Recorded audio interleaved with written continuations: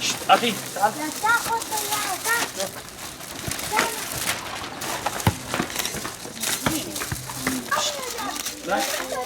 Gel buraya gel. Gel buraya gel. Poşetle çıkarsın.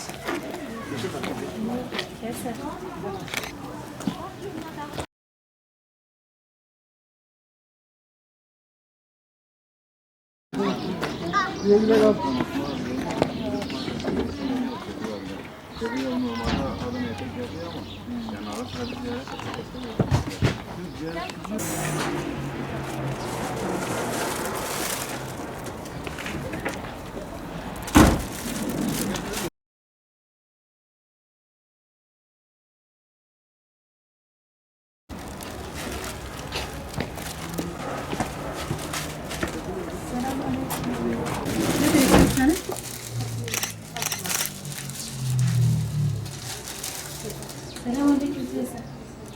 Nasılsın, iyi misin? Evet. Annesi, sen birlikte mi oturuyorsunuz?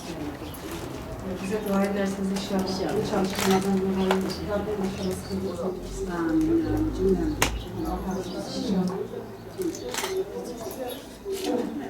Sağ olun. Çocuğu şeyle getiriyor. Çocuğu. Çocuklar dışarıdaymış geliyor. Akşama abi tanımayacağız sana söyleyeyim.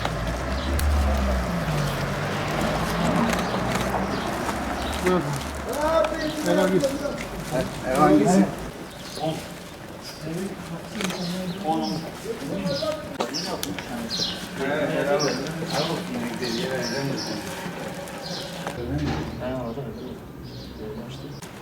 Selamünaleyküm abla, nasılsınız?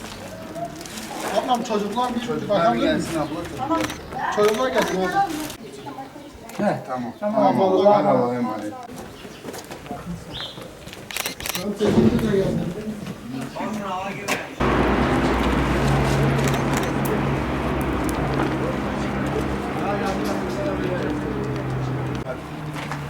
Alışveriş neredesin?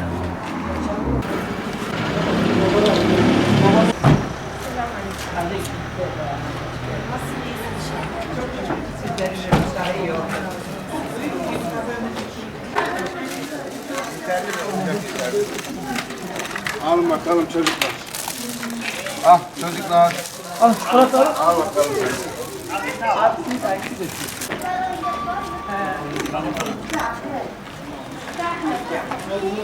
Yetimler Vakfı olarak deprem öncesinden bu yana devam eden çalışmalarımız depremle birlikte daha da hız kazandı.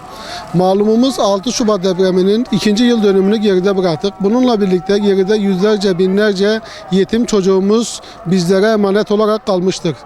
Depremle birlikte yetim çocuk sayımıza maalesef ciddi bir artış yaşandı. Ve bu yetimler bizleri yani sizleri bekliyor. Bu çocuklarımıza bir anne şefkati, bir baba fedakarlığı göstermek zorundayız. Çünkü onlar bize Rabbimizin bizlere birer emanetidir. Yetimliği bizzat yaşamış olan Peygamber Efendimiz birçok hadisinde yetimlerin hukuk üzerinde hassasiyetle durmuştur. Peygamber Efendimizin Allah'ın ben yetimin ve kadının bu iki zayıf insanın hakkını ihlal etmekten insanlara şiddetle sakındırıyorum dediği bir defasında şehadet parmağı ile orta parmağını birleştirerek yetim koruyup gözeten cennette böyle yan yana olacağız buyurduğu nakledilir. Bizler de Yetimler Vakfı olarak bugün Peygamber Efendimizin müjdesini nail olmak için yetim çocuklarımızla bir araya geldik.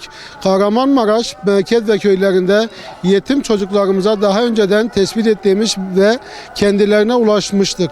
Bugün yine hayırsever kardeşlerimizin destekleriyle o yetim çocuklarımıza destek olmaya, onların başını okşamaya ve onlarla hasbihal etmeye geldik.